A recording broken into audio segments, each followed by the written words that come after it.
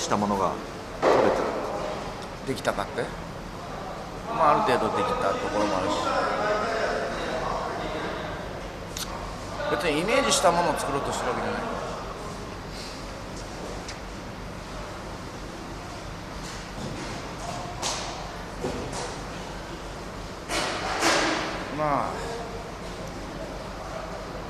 うまくいったとこもあるし、うまくいかなかったとこもあると思うよ。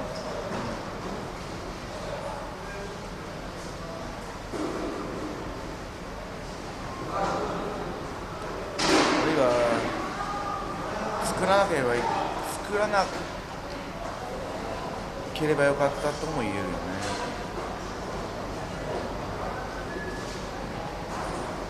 意味がわかんない。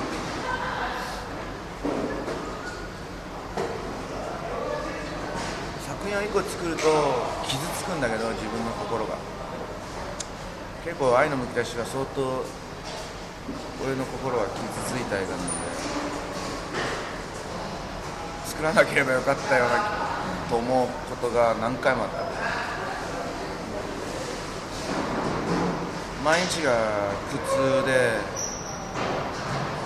すごく自虐的で、本当に苦痛の連続だったの。何回も作らなければよかったななんて思う。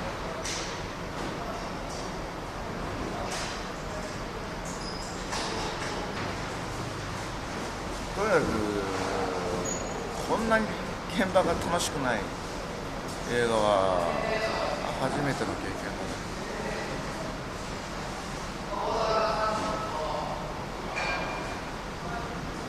楽しさがなかった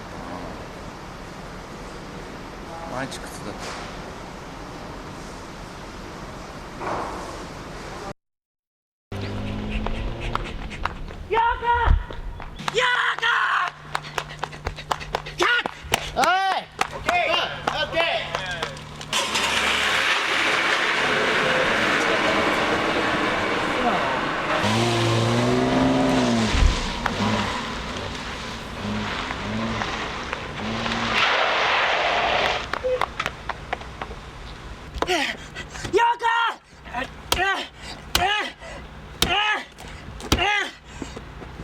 割れないよ。痛めてないだろうな、痛めて。スタート。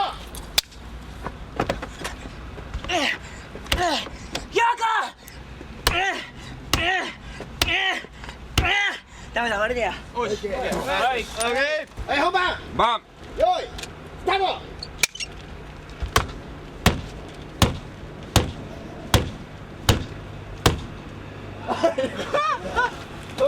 これやね、これだ。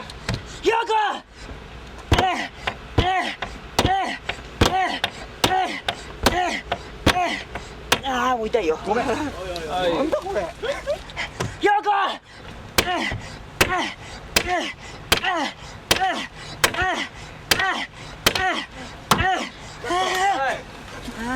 ボールド。どうした。用意スタート。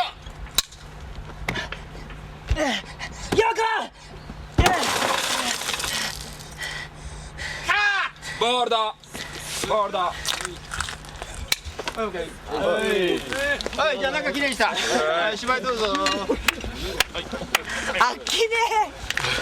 転んだんですよ。そのコートがちょうど裾というか裾部分のねところにかかとがスポッて入っちゃう。その長いからサソリの衣装って入っちゃって、そのままザーって言ってドリルみたいにすごいスライドしてザーって言って、ここがもうとんでもないことになってますね。こんぐらい抜けてるんでしょ。そうペロっていっちゃってる。すんごいとこで、その後すごい長い距離を走るシーンがあって、かばいながら走っちゃったんですけど、そしたらもう太ももからふくらはぎから足首全部つっちゃって、でもやんなきゃいけないんで痛いな。でも診療所の人に言われた。寝てないんじゃないのとか言って、あと寒すぎるから足の靭帯切っちゃうわよとか言いながらうるさいよっつって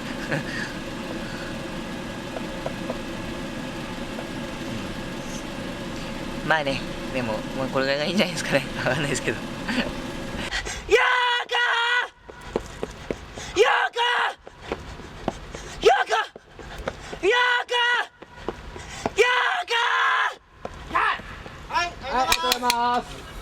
睨む、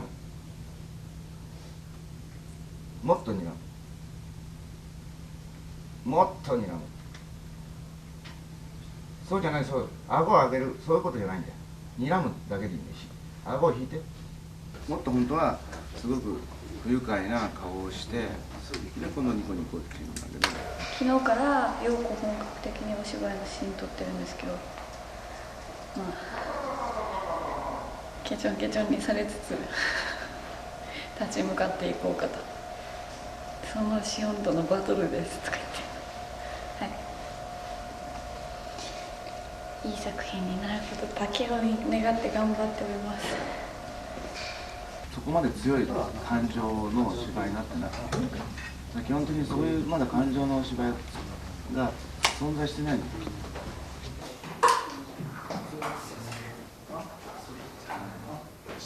よくはつかめましたか？なんとなくこんな人が、でもなんかね、自分となんか似てるとこが多すぎて、逆になんか変な感じに。今までお芝居をする時ってお芝居してきたから、なんかリアルに自分と近いのだとすごい感情が変に動いちゃって、これやばくないみたいな、なんかでも普段こうするじゃんって言われて、お前アイドルやってんじゃねえよって昨日言われて、っていう。監督は図星ばっかりつくから痛いですだから負けないようにしなきゃ。なんか切迫感がないっつうかさ、世間話の超今日気持ち悪いことになってみたいな、そんな感じでさ、全然感動がない、全く感動が感じられない。だから世間話からちょっと外れてほしいんだけど、ささぎっていう幸いな人がいて最悪の人がいるっていう、そのなんかなんていうかな、いい子みたいなものは喜んだり楽しくなったり辛くなったりする、そういう上下する感情っていうのが全くなくて、ただ普通に今日満員電車なんかに気持ち悪いやつがいたとか、そういう話してるしか聞こえないんじゃない。感動がないんだ。だからそれ作って感動作ってくれないな。面白くないんだ。じゃあもう一回やってくれる？本番。変態のわけがあるんだって。私とあんたの中だってレズビアンって言って世間に変態よ。そのクラスメートで今度から。はい、カット。はい、カット。まあまあ悪くはない。悪くはないけど、よくもない。もう一回やってくれるか。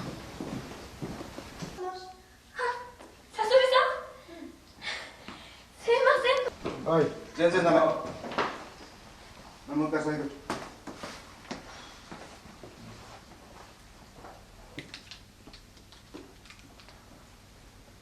行くよ。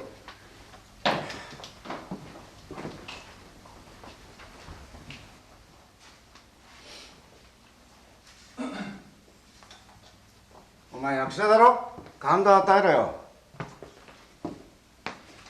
人に感動与えろよ、バカ。はい、行くよ。はい、回しなさい。カット。ちょっと1分休憩。お前ちょっとダメだ、それじゃ。ただギャーギャーギャーギャー褒めてるだけだって。はい、カット。カット。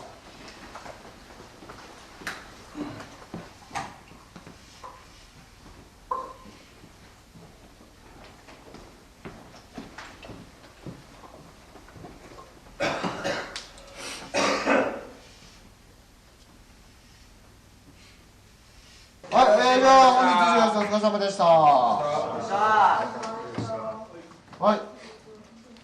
じゃあ撤収します。はい。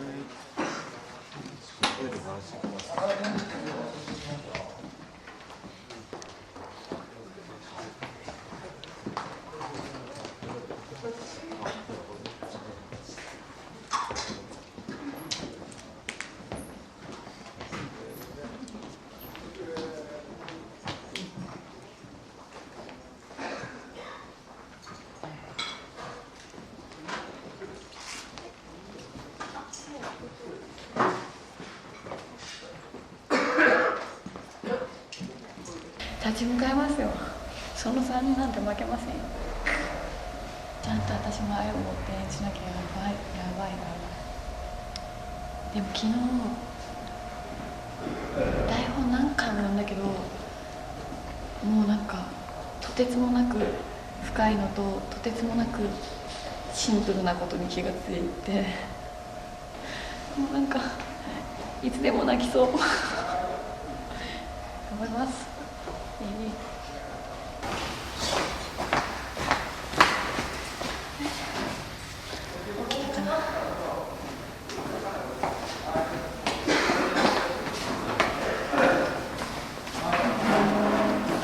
一番心配するのは尺だね。尺ただでさえ長いのに、そのじっくりきっちり撮ったらさこんなことになっちゃうのか。まあでもしょうがないよね。マリアじゃないでこういう風に増えるわけじゃんね。これ今現場で思いついたセリフですか？でこれでこんなにも分厚くて、この盗撮に明け暮れる優の日々っていうのがこれだけ増えてるね。これが心配なんだよ。台本を読みになっていかがでした？長い、長かったね。こんな台本は初めて読んだし、4回ぐらい泣きました。なんかわーって泣くっていうよりも、なんだろうな、一つの区切りで泣いて、また涙が乾いたけどまた泣いて、また泣いて、最後うわーって感じの、何これ感動対策って思ってすごい凄まじいシーンがあって、ちょっと今からドキドキはしてますドキドキが勝ってる感はい、ドキドキです。ちょっと今は台本に恋してますとか言っていや僕意外にこういうなんかストーリー好きですね面白いです。すごくなんかだから愛があったら何でもできちゃうんだなっていうのがなんかすごく自分の中ではい思いましたね。最初はねやっぱバラバラだったんだよね。最初はでもすごくまとまったって言うとちょっと変な言い方だけど、すごく本当面白くなったと思う、最終的には、でどうせまたクランクアップするまでにどうせまた毎日なんか書いてくるから、今だって何ページなの？まず最初に台本の分厚さにびっくりして、これを一月で撮るっていうのに、驚いて、準備稿をもらって、まだ増えるって言ってましたから、すごいな。すごい映画ですねあれほどまでにこう今まで曽野さんの映画は過激だったりする映画多いけど、今回が最も過激でエロで下品なんじゃないでしょうか。それを曽野さんがどう美しく撮るのか楽しみですね。なんか最初はこれは神への冒涜だと思ったんですけど、でもすごく純粋っていうか正直でまっすぐな愛なので、なんかすごく私は素直に受け止められたというか、内容は過激なんですけど本当にそれぞれが輝いてるっていうか、そういうふうには映りました。シナリオを読む限りはね、のりこの食卓をさらにしのぐ複雑さ、あるいはある種の疲れですね。もうシナリオを読むだけで、疲れ切るような感じがありますよね。このある種の反道徳ぶり、アモラルぶり、その果てにね聖なるものを見る、いかにもそのしおんさんらしい主題だというふうに思っています。その意味では、園さんのおそらく最高傑作になるかもしれない作品に出られたので、僕としてはこんなに光栄なことはありません。はい、すげえ台本読んでると悶々としてきて、そのさんらしいこう単語がいっぱい出てきたりして、でも最後のシーンはちょっとしびれましたね。ちょっと泣きそうになりましたね、台本読んで。あんな長いの読まねえよ。太すぎたよ。太いよあれ。いやでもちらっと読みました。今だってお前311ページふざけんなよって感じで、私最終的に350ページぐらいになると思う。なんだかんだで、でも面白いと面白かったですよ。単純にすごくエンターテインメントで、面白かったですよ。基本的には取材ととあるその実在する人物から自分が考えついたファンタジーだから、誰も感動させる気はない。泣ける映画にしたくない。ただただ正確に映画を作りたい。You know?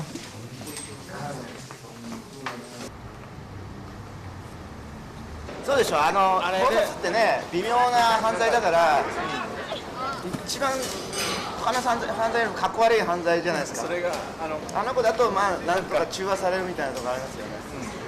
芝居というよりは彼の存在の仕方によっては彼を選んだんですよ。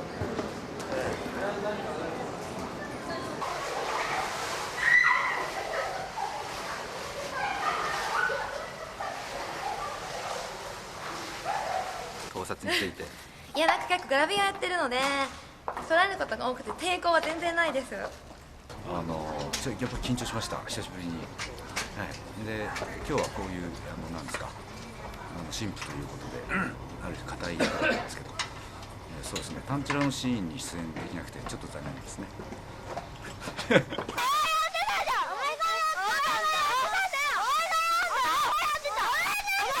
本気で人に物を伝えたいんだったら、僕これは限界ですっていうところまで思って、この限界が死ねますから、それぐらい人も愛さないと気持ちも伝わりませんから。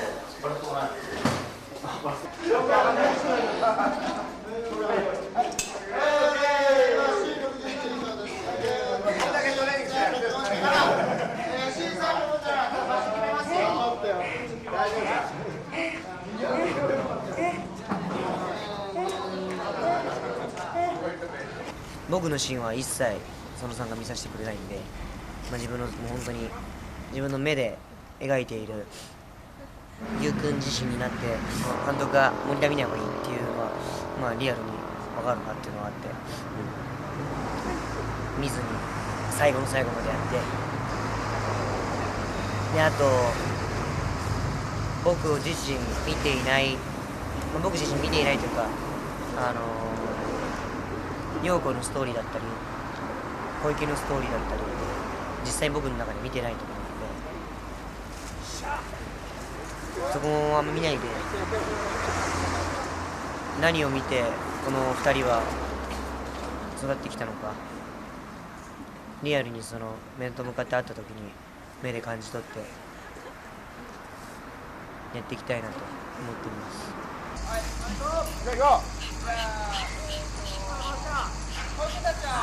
頑張れ。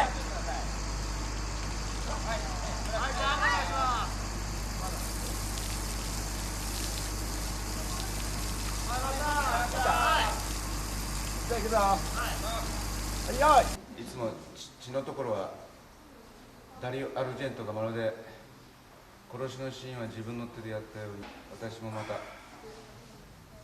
血のシーンは常に自分でやります。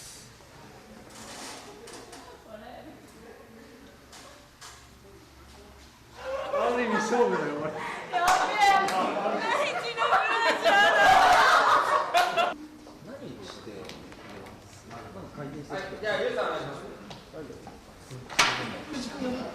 面白いですね。アクション大好きです、本当見てて。こういうテンション上がってきますもん。僕一緒にその入ってきてるの。ボクシングは学生の中学生の時に今回のアクションに生きる。全然生きないです。じゃあこれはじゃあやったことにしたテストやってみる。今 A キャメ B キャメがあるって。じゃあ顔今分かるし多分やってるとやってみよう。すごい顔が変になって笑われる。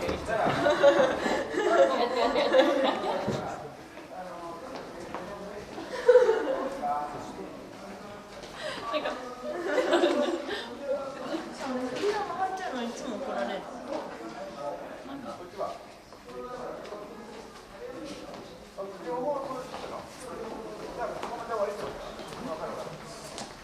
西頑張るんだぞ。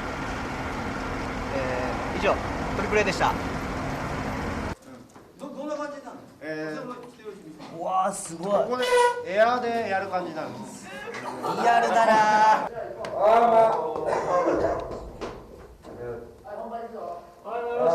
はい、カット。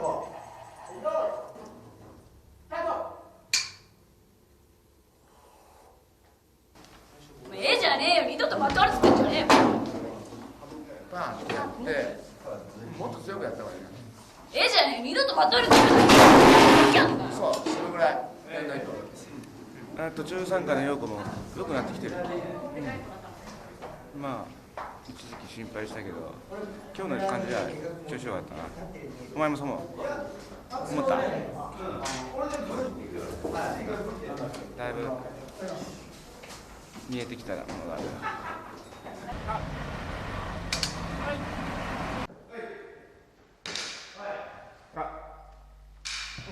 いいよ。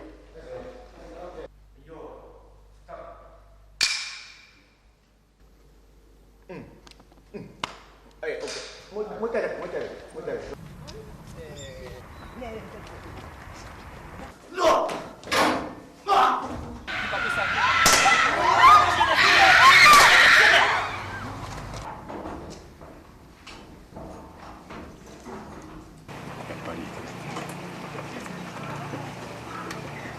さらけ出すっていう方がなんか救われるって感じはしましたけどね。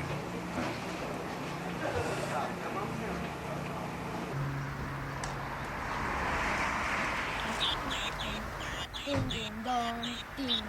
ドン。かぶっちゃです。取られてる。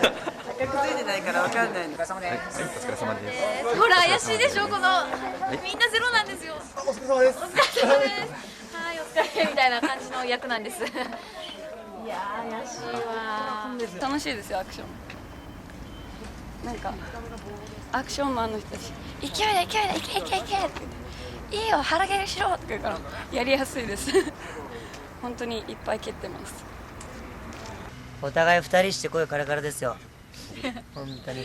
オカマバーだよね、2人で。どうぞ。どうぞ。愛のむき出しへようこそ。どれぐらい寝せないんですか？1日1時間しか寝れない。まあ1時間寝てるかどうかも分からんわ。オッケーオッケー。オッケー。これの返し。切り返します。寒い時ここに来れば必ずいい絵が撮れるっていうあの伝説もある。最初ののり子の食卓がクリスマスの夜日だったな。クリスマスの日ここで手塚徹と吹石和恵とつぐみの名シーンがここで生まれた。君たちは知ってるか？そして気球クラブでは長作のあの感動的なラストシーンを見たのもここだ。でも自分の家の色合いに近いところ探してるのかもしれない、違う、あんまかけ離れたのは嫌なのか。そうかもしれないです。それだけなのかもしれない。別に昭和とかじゃなくて自分の実家に近いところを探してるだけなのかもしれない。それでいやもっとパステル安いけどパステル調なんかね白っぽいところに、そうすると僕の中の記憶が失せるから演出するときに自分のものと重ねるのが薄くなるからやめてるのかもしれない。別にそういうのでもいいはずなのにそういうところのロケーションを撮らないのはやっぱり自分の実家の地獄を改造して食卓っていう地獄を再現するために必要だっていうことです。肉足しますか？肉持ってずっとすき焼きが食べたかったんです。この5年くらい長くない？こたつを囲んで鍋料理は俺の中の決定だからね。最後はすき焼きでは食べたいじゃない。愛のむき出しをいただいた皆さん、こんにちは。じゃあそろそろ曲の方聴いていただきましょう。4A でせーの、夢の彼方続き人生こうもうどこにいるか分からない。ここにはいない。まず捕まえたんだよね。掴むもの。食いしん坊みたいじゃないですか。私食いしん坊じゃないんですよ。やめてくださいよもう。渡部さんと共演が多いですがいかがですか？てか渡部さんの顔しか見てないんですよね。どうなんでしょう。ダメですか？渡部さんの顔しか見てないような感じがしますけどね。見すぎですかね。見ない方がいいですかね。5分前です。はい。始めます。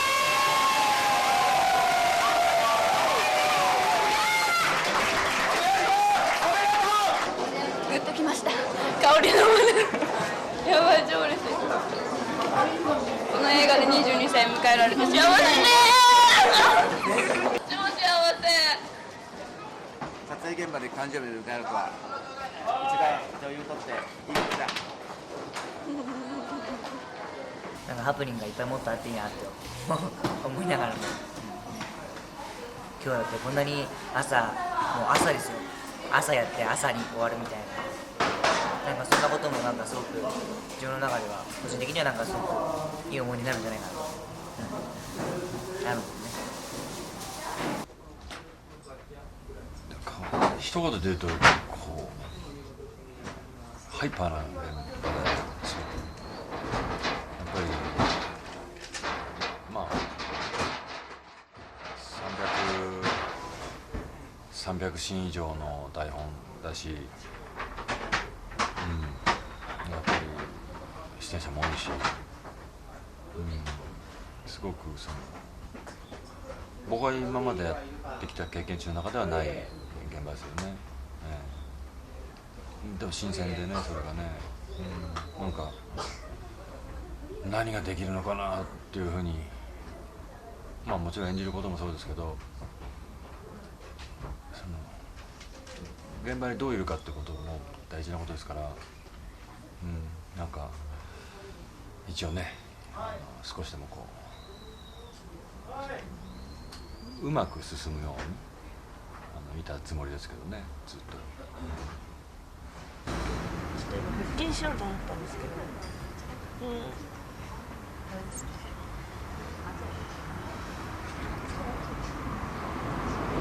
何でしたっけ？小池って本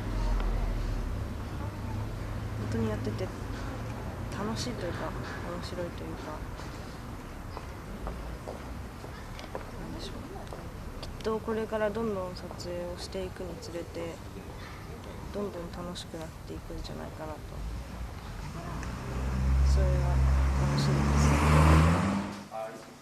す。用意した後で安藤さんが歩く。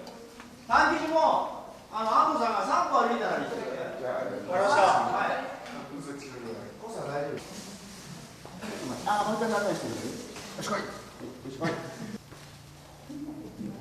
座ってるそれ言ってて申し訳ない。これなんでいいんですか？長島の前。そうそう、この辺。よくはどこにでもいるんですよ。見てるんです。それぐらい。私さくらに出会えたのが一番の大きい出会いかな。さくらさんも言ってました。言ってましたか。すごいなんかなんだろう、あれは考えてることがすごく似てるし、普通の人になんか何十回も言わなきゃいけないことをさくらだと軽くポンって言っただけで深く伝わるから、すごいなって。あとこの「愛のむき出し」の台本2人で話してて、なんか今まで自分が生きてきて考えてきたことが全部載ってるよねって言って、その3って何なのっていうあとさくらと私もすごく似てるけど、陽子と小池もすごい私似てるなって思ってて、ただ単に周りの環境が違っただけ、なんか性質的に生物的にすごく似てる。いいよ、こんなことになってるか。だからたまに芝居中でさくらと一緒に芝居してる時にさくらの顔見て、なんか自分見てるみたいな感じでドキッてする時とか、モニター見てて、あれなんでこの人私のこの仕草知ってるんだろうとか、なんか不思議な感覚がよくありますね。すごいね、出てる。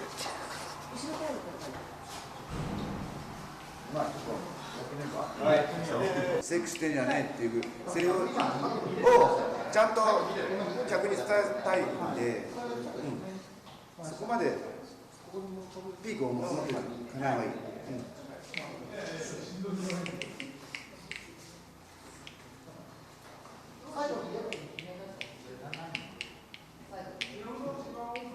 はい。愛のむき出し、今満島さんとずっと話してて、愛のむき出しってすごく自分自身を見つめ直すことが多くて、やっていっても読んでいってもそれがなんか素敵だな。あとは水島ひかりに出会えたのがすごく私は嬉しい、大きいので。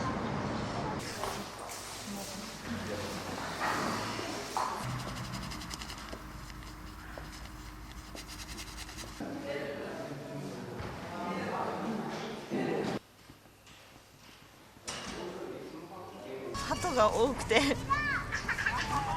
超きついこれ。あっち行きましょうか。鳥がまだ大丈夫になってきました。ピーちゃんはもう全然大丈夫です。もう泣きません。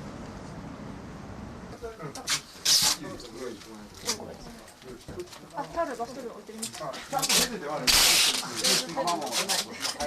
私も持ってないのに。抜いた途端、黒からそう用意しとくだろう。水から出さないで。抜いた時に白い金玉をこうポイって入れる。博士に初日その組初日を終えた時には自分にすごく壁を作ってしまっていて、すごく怖かったんです、現場にいること自体が。でも私の小池に対する愛情が深まれば深まるほど現場にいることもすごく楽しくなっ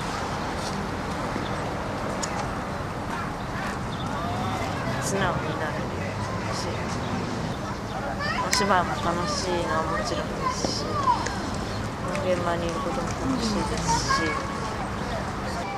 小池をやっぱり一番理解していてあげたいし、もちろんそれはし、一番愛してあげたい。愛情はどんどん小池に対しては深まっています。なのですごく小池の死っていうのは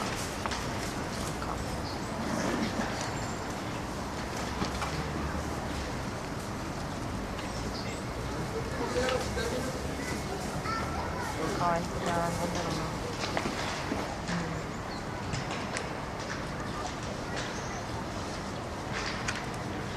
な、いろんな思うことがあります、小池の死については。それは言葉にはできないです今。はい。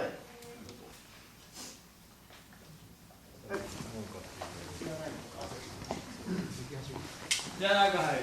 はい。いいよ。これじゃあ中本。ありがとう。ごめんな。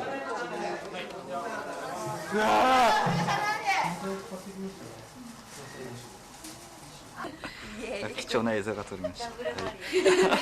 マリアなの？マリアなのかな。似てるんですか？え？面影を重ねるほど。でも今日初めましてですもんね。さっき一言ぐらいしか交わしてない。お疲れ様でした。頑張ります。いい作品にしようと、2人とも思っていますので、ぜひね、見られる方、見た方もいろんな愛の形をね。なんかさ、まだメイキングさ途中なのになんで まとめに入ってんの？そろそろ移動するんで、移動お前いいタイミングだな絶対的に。並んでるのね。でスタート。そうだ。それでいこう。おい。じゃあ行くよ。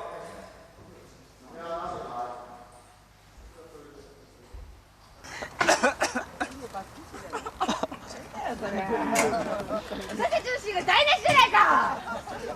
そう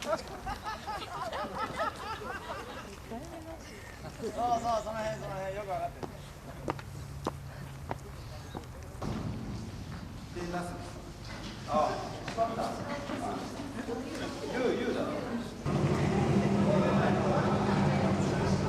懐かしい。家に帰ってきた感じ。I feel like I've come home. これからも変態を極めていきたいと思います。ありがとうございました。そんなこと毎日されてるんですか？これはそうに決まってるんじゃないですかね。そうなんですか。もう全体的にカットだよ。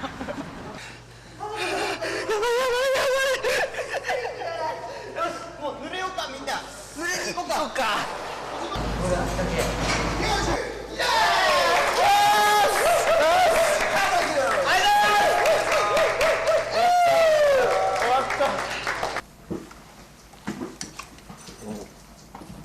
終わるんだなと思いました。今回はもうすごい今めちゃめちゃ寂しいですね。思いましたね。寂しいな、終わるって。ごめんな、先に終わっちゃって。追いかけるわ。でもこの仲間でできてよかったね。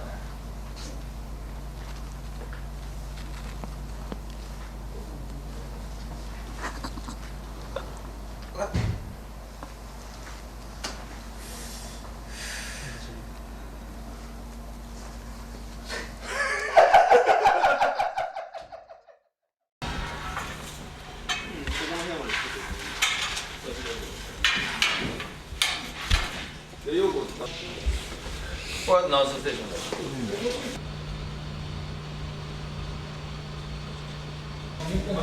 では元の場所にお戻りください。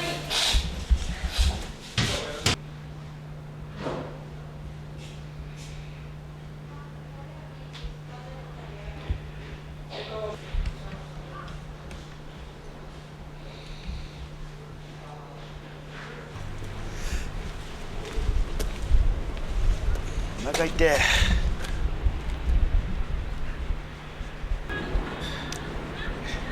緊張しちゃうよな今日。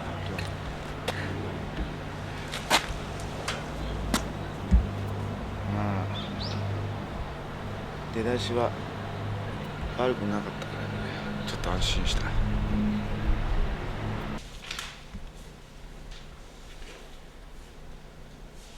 ちょっと落として今の落として。もうちょい落としてもらってもちょっとやってみよう。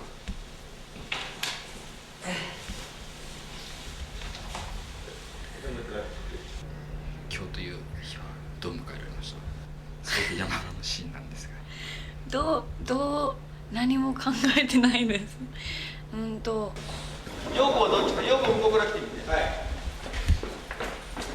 一応今まで陽子やってきたから、一生懸命やってきたから、まあすごい大事なシーンだし、でも構えていきすぎたらちょっとおかしくなりそうなんで、監督に身を委ねたいと思います。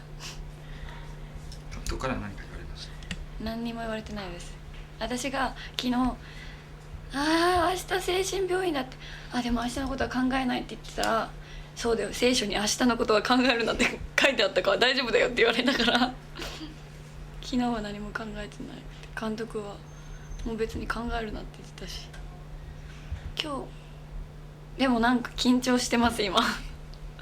それさんも緊張してますよね。緊張してるって言ってました。本当に緊張してるんだですよね。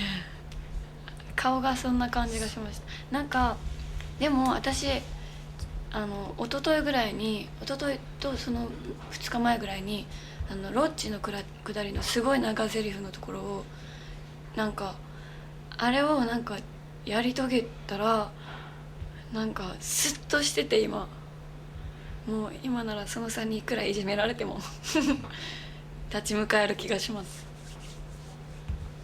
やっぱ緊張してんだ。私もすごい緊張してますね。何が正しいのかもよくわからないけど、こんだけすごい映画のみんながやってきたことの全部のまとめだから、なんか責任重大なシーンなので、でもいいシーンになると思いますよ。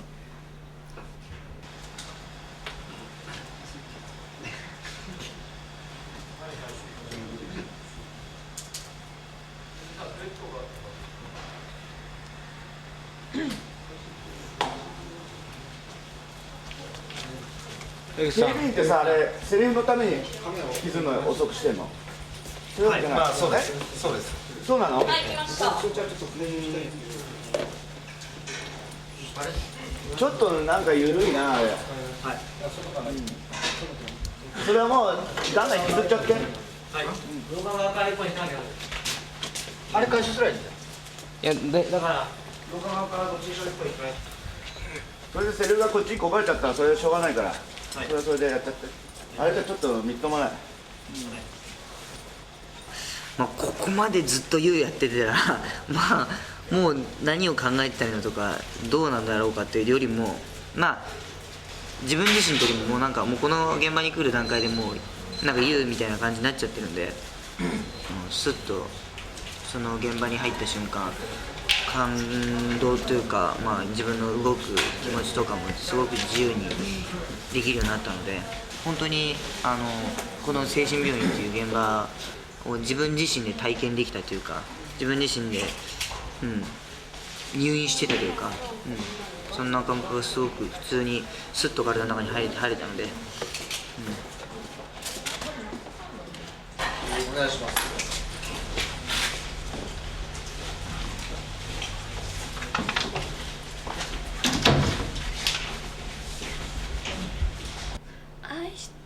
愛してるって難しくないですか？いや言えるけど、愛してるよだけだったらまだいいけど、心の底から愛しているよってすごいセリフなんかその3のセリフって難しいんですよね。リアルなんですけど、とても私の中で普段使う言葉が溢れてるからこそ覚えらんないんですよね。なんかすんなり入ってこないっていうか、多分どっかで逃げてる自分をちゃんと見つめ直さなきゃ入ってこないセリフだから、なんか自分の見たくなかった部分をこの現場に来ていっぱい見てる。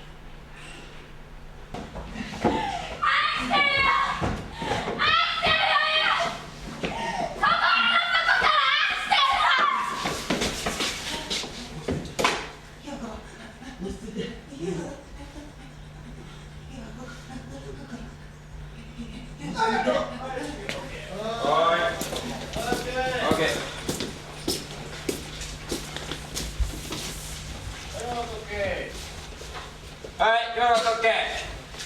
はい。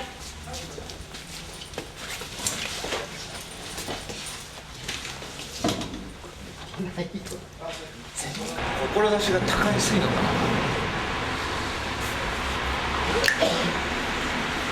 な。よしと思えないんだよね。よかった、良いものが取れたって思えない。台本よりからよくないですか？それも分からん。台本よりよく取れてるのかも分からん。朝の緊張感がずっと続いてますか？うん。今のとこ撮ったから少し朝ほどじゃないよね。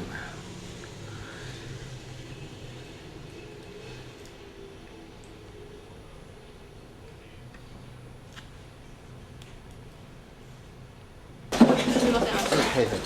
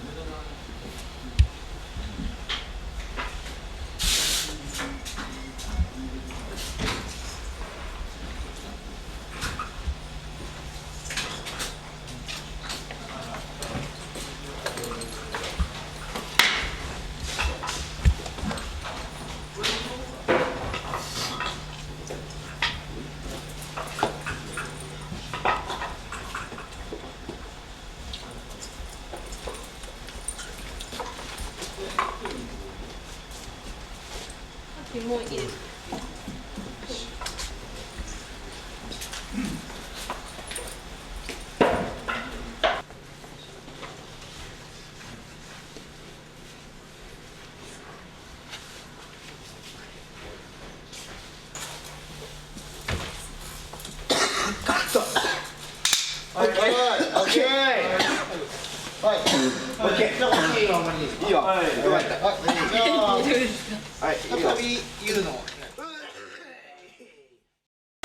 なんかわかんないです。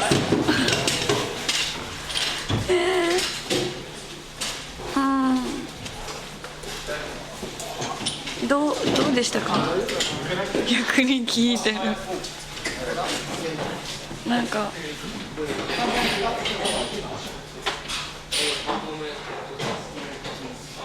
大変でした。でも楽しかったです。今日は監督の誕生日の日にこのシーンができてとても光栄です。初めてユウのことを好きなお芝居をしたかな。なんか逆にあんなに嫌いってやってると逆の気持ちがすんなりできるもんだなと。本当に大嫌いは大好きなのかな、マザー・テレサの言った通り。わかんないけど可愛いユウ見てボサボサで。どうも。お疲れ様です。ラベンダーの香りがプンプンする。今日は I love you だから、ね、そうだね。 I love you だそうだね。僕は誰この人っていう。初めてユウ正反対ですね。ユウの気持ちが分かった。ああ、いいことですね。はいやってみるよ。はいやろう。しゃ。監督が緊張して吐きそうって言ってたさっき。なんかいいと思った。じゃあやるぞ。テスト。はい。あ、やばい。はい。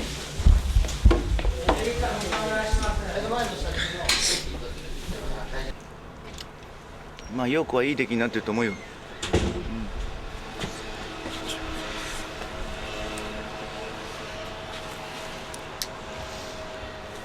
終わり。ユウはどうですか？ユウもいい出来になってると思うよ。終わり。つまんないメイキング。答えがつまらない。いやー、心配だ心配だ。結構心配。でも今回特に心配だな。カット数の多すぎに、ちょっと手間取っ戸惑ってる。逆にカット数の多さが絵の甘さにつながってないから心配だし、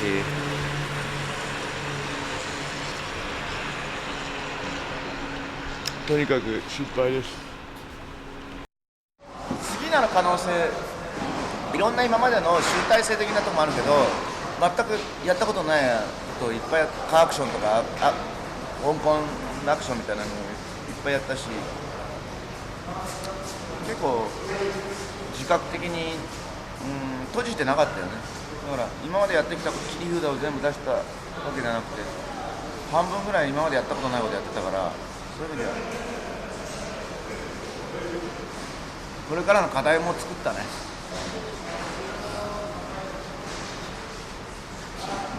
うん、初め僕も本を読んだ時にはいやありえないだろこのストーリーはと思ったけども、ありえると思います。実際思えば、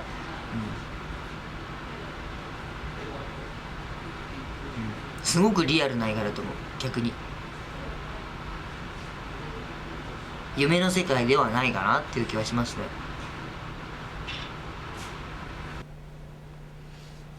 役者をやってて一番面白い時、難しい質問だな。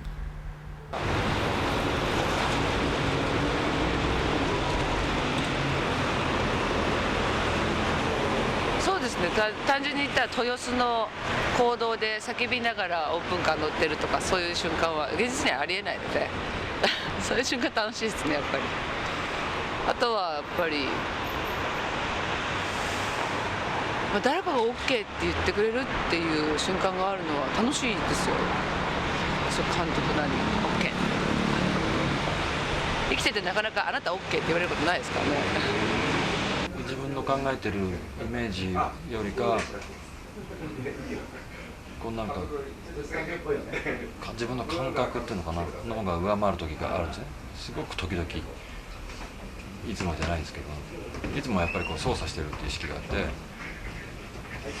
自分で操ってるんですけど、たまに操ってなくても勝手に体がだったり声だったりとか、感情がそっちに向いてくれる時が楽しいですよね。だから僕もいつそういうのが出るかも分かんないし、多分いろんな状況とかがこう重なって出るんでしょうけど、常日頃からそんな風になればいいんですけどね、なかなか僕もまだまだ志半ばなのでそんなうまくいかないですけど、そういう時は楽しいですね。私自身が楽でいられる瞬間で、一番心が解放される。こういうのが一番どうしたらいいのか分かんなくなっちゃう。でも本当自分なんでしょう、姉妹をやってる時がすごく一番楽です。楽しいというよりは一番解放できて素直に生きている。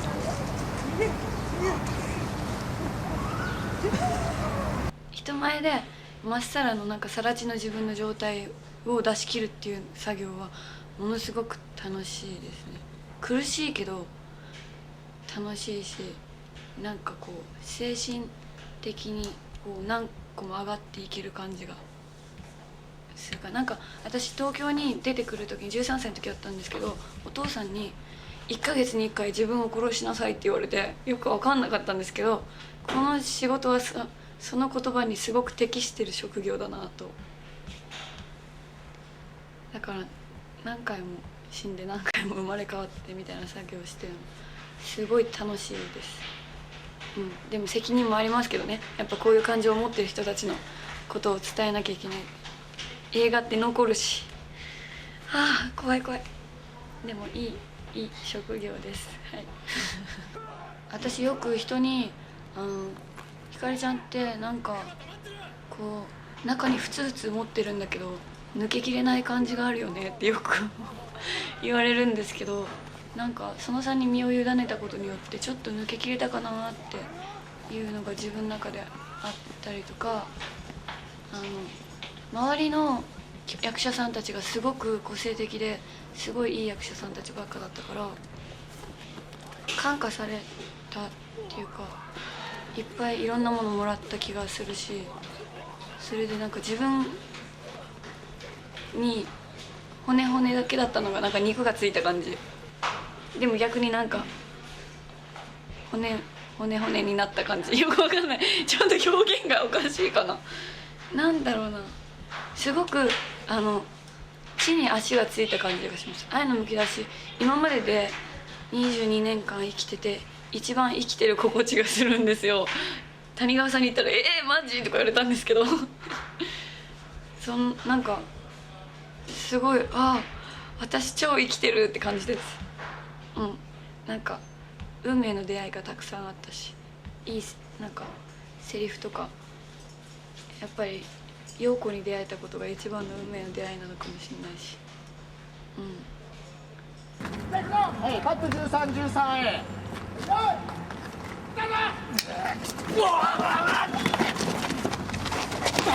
はい、オッケー。あんだけ戦ってくれる監督っていない。私あんなに人と喧嘩したの初めてですね現場で泣きながら叫んでギャーギャー監督と喧嘩するってなんか不思議な光景監督がこうわーって物言ってきて違うでしょって私も言ってわーって2人でなってて周りみんな見守ってくれてるっていうすごいいい現場ですね。なんか谷川さんも戦ってくれるしすごいみんなで終わるんだって感じ楽しいですすごく。だから今持ってる限りのものは全部今日のシーンで出し切って今日私は死んで明日また生き返って出し切って死んでっていうのをいつものごとく繰り返したいと思います。はい。続きが見たいですね最後2人で走って、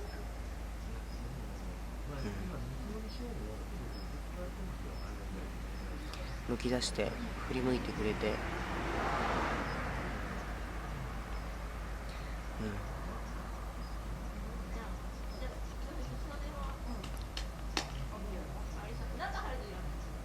その後の優くんはどんだけ陽子に対してずっと愛をむき出しているのか